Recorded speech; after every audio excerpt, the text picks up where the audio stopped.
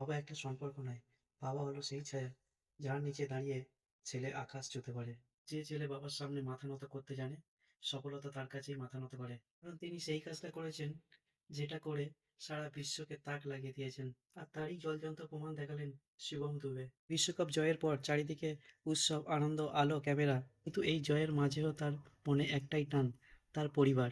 ট্রেনের টিকিট নেই, সব বুক। তাই তিনি বেছে নিলেন ট্রেন, সাধারণ মানুষের মতন। এসে টিকিট চাইলেন, তার স্ত্রী টিকিটটা এগিয়ে দিলেন। নাম দেখে একটু থমকালেন।